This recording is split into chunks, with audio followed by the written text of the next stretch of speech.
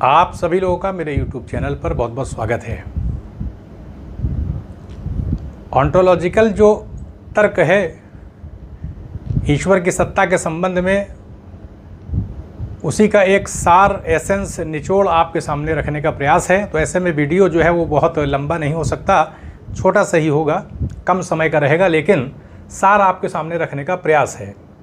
सबसे पहली बात है कि संसार के अंदर अगर हम देखें तो संसार में हमको क्या दिखाई पड़ता है कि कोई चीज़ ऐसी नहीं दिखाई पड़ती जो सर्वश्रेष्ठ हो। यानी निम्नता रहती है, चीज़ें उत्पन्न होती है, नष्ट हो जाती हैं, दुर्बलता रहती है, कमज़ोरी रहती है।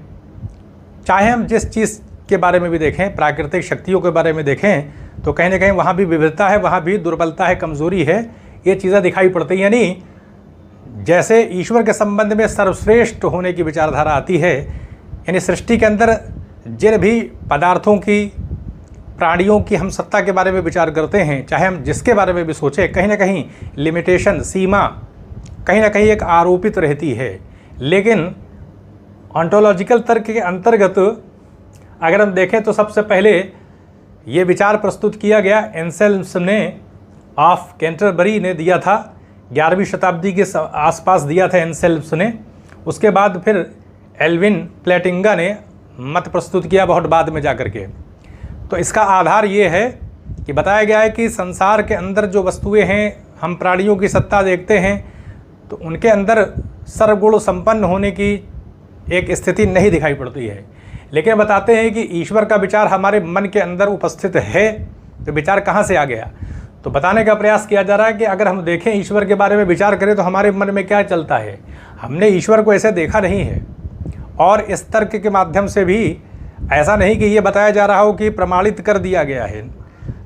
एक प्रमाण दिया जाता है, एक संभावना व्यक्त की जाती है, उसी के आधार पर तर्क है ये। तो सर्वज्ञान की बात आती है, सर्वज्ञ की होने की बात आती है। हमारे मन के अंदर मनुष्यों को भी कहीं ना कहीं ज्ञान उपलब्ध है। लोग कितनी क्रिएटिविटी के साथ नई नई चीज़ों का आविष्कार हो रहा है।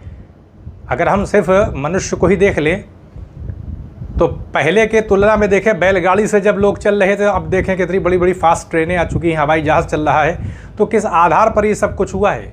कहीं ना कहीं बुद्धिमत्ता के आधार पर, ज्ञान के आधार पर ही तो चीज़ें हैं। और जिस तरह से हम देखें कि आज रोगों के संबंध में कितना ज़्यादा डेवलपमेंट हो चुका है, तो इस आधार पर कहा जा सकता है कि अगर हम सर्वज्ञान की स्थिति को देखेंगे, यानी जितने भी ज्ञान के मामले हम प्राणियों के संबंध में विविधता दिखाई पड़ते हैं, तो ईश्वर के बारे में सर्वज्ञ होने की बात आती है। सभी प्रकार का ज्ञान कहीं ना कहीं ईश्वर को रहता है। ऐसी विचारधारा हमारे मन के अंदर है ईश्वर के संबंध में कि वो सर्वज्ञ है, सर्वशक्तिशाली है।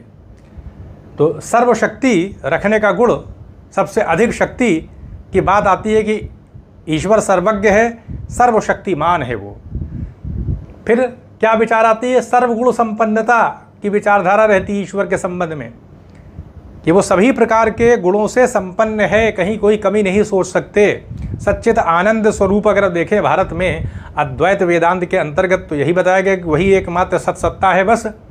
और सच्चित आनंद स्वरूप भी है, वो चैतन्य युक्त सत्ता है, सत सत्ता है, हमेशा से है और आनंद से युक्त है। और वो भी ऐसा आनंद कि अगर हम आत्म साक्षात्कार की अवस्था को पहुँच जाएँ तो जो आनंद हमें इस संसार में मिलता है वो कहीं ना कहीं लुप्त हो जाता है, लेकिन अगर उसको प्राप्त कर ले तो फिर हमेशा के लिए आनंद रहेगा, यानी दुख से पूरी तरीके से मुक्ति हो जाएगी।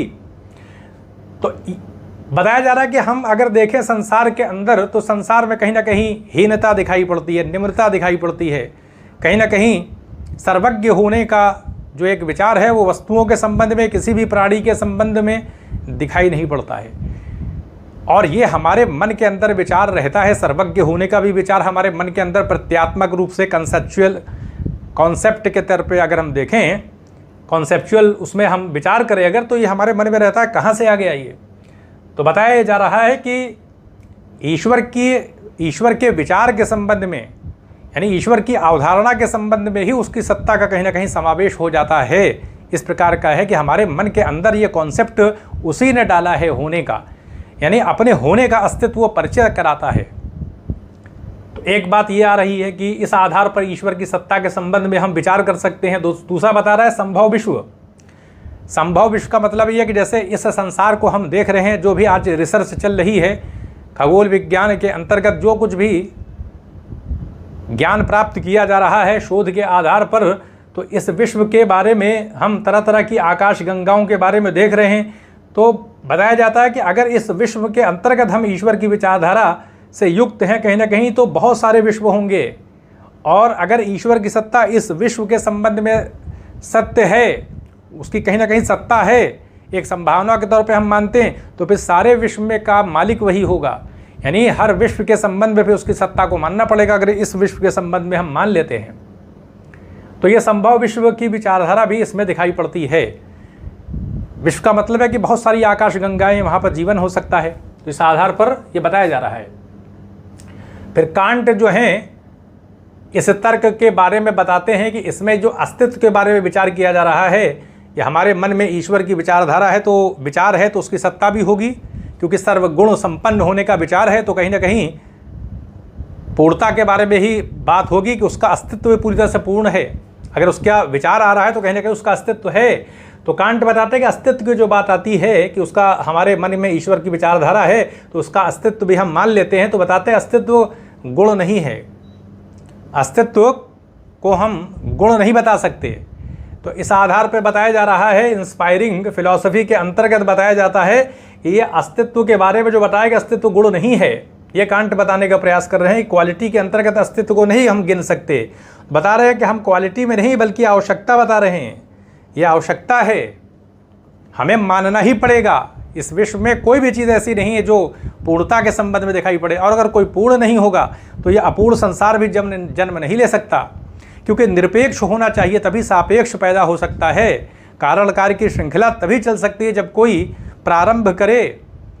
और अरस्तु ने भी ये बात बताई थी कि द्रव्य और आकार की सत्ता दिखाई पड़ती है, लेकिन कोई ऐसा होना चाहिए जो गति तो प्रदान करे लेकिन खुद उसमें गति न हो।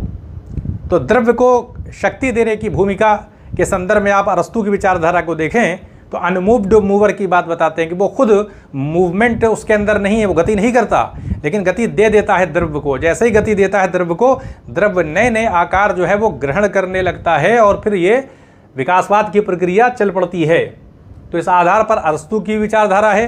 वेदांत दर्शन के अंतर्गत भी यही है। देखें आप, वेदांत दर्शन में बताया जाता है कि माया शक्ति के माध्यम से उसी ने पूरे जगत को पैदा किया है। तो संपूर्ण ब्रह्मांड को अगर पैदा किया है तो मानी सी बात है कि फिर तो ब्रह्मांड के अंदर तो बहुत सारी आकाश गंगाएं हैं, उपस्थित हैं, वहाँ जीवन हो सकता है, तो सबका मालिक फिर वही होगा। तो इस आधार पर अद्वैत वेदांत सिर्फ इस जगत के बारे में नहीं है जहाँ की पृथ्वी पाई जा रही है, अनंत कोटि ब्रह्मांड की बात आती है, सबका मालिक वही है। तो इस आधार पर अगर हम देखें तो इसमें माना जाता है कि मनुष्य के मन के अंदर ईश्वर की सत्ता है और पूर्णता का विचार है। तो कहीं ना कहीं ईश्वर की सत्ता है, उसका अस्तित्व है, क्योंकि ये विचार उसी ने पैदा किया है हमारे मन में। ये हमारी कल्पना की देन नहीं है, क्योंकि कल्पना पूर्णता के संबंध में कभी नहीं हो सकती। हम संसार के अंदर रह रहे हैं, संसार की कोई भी चीज़ पूर्ण है ही नहीं, तो पूर्णता का विचार हमारे मन में कैसे आ जाएगा। हम खुद पूर्ण नहीं हैं और कोई भी वस्तु पूर्ण नहीं है, तो ये पूर्णता का विचार कैसे पैदा हो जाएगा, क्योंकि सारी चीज़ें तो सापेक्ष हैं, एक दूसरे पर निर्भर है। चाहे हम प्राणी की सत्ता देखें तो सापेक्ष हो जाती है, किसी न किसी से जन्म होता है, माता पिता के आधार पर ही बच्चों का जन्म होता है। और सारे प्राणियों के बारे में यही देखें, सबकी शक्ति कहीं ना कहीं सीमित है, सबको कहीं ना कहीं शक्ति उतनी ही दी गई है। देखने की शक्ति, सुनने की शक्ति, सूंघने की शक्ति, सारी शक्तियाँ सबको अलग अलग वितरित की गई हैं, और एक बड़ा व्यवस्थित एक ऑर्डर व्यवस्था दिखाई पड़ती है। यानी अगर हम पूरे जगत को देखें तो इसमें व्यवस्था दिखाई पड़ती है, ऑर्डर दिखाई पड़ता है। तो इसीलिए है क्योंकि वही पूर्ण है, वही निरपेक्ष है, और उसी ने सापेक्षता के आधार पर सारी चीज़ों को जन्म दिया है, तो इसलिए उसकी सत्ता है। हमारे मन के अंदर उसके पूर्णता का विचार आ ही नहीं सकता, क्योंकि पूर्णता तो हम चिंतन में ला ही नहीं सकते, क्योंकि कोई चीज़ जब पूर्ण है ही नहीं तो किस आधार पर हम ज्ञान के आधार पर पूर्णता का विचार अपने मन में ले आ सकते हैं। तो इसलिए ईश्वर के विचार के आधार पर ही ईश्वर की सत्ता को सिद्ध करने का प्रयास इस दर्शन के अंतर्गत ओंटोलॉजिकल जो तर्क है उसमें करने का प्रयास किया गया है। और फिर ये सब बताया गया है कि वो सर्वज्ञ है, सर्वशक्तिमान है, वो सर्वगुण संपन्न है, और यही बात आपको वेदांत दर्शन में भी दिखाई पड़ेगी। तो ये इस मतलब दर्शन का जो तर्क दिया गया है कि ये सापेक्ष जगत है, और इस सापेक्ष जगत में निरपेक्ष विचार उत्पन्न नहीं हो सकता जब तक कि निरपेक्ष विचार सापेक्ष जगत के अंदर जो भी प्राणी सर्वशक्तिमान नहीं है उनके मन के अंदर उसने अपना विचार रखा हुआ है पूर्णता का, क्योंकि उसकी सत्ता है। तो यहीं पर अनुमति दें। चैनल को सब्सक्राइब भी करें, शेयर भी करें। आप सभी लोगों का बहुत बहुत धन्यवाद।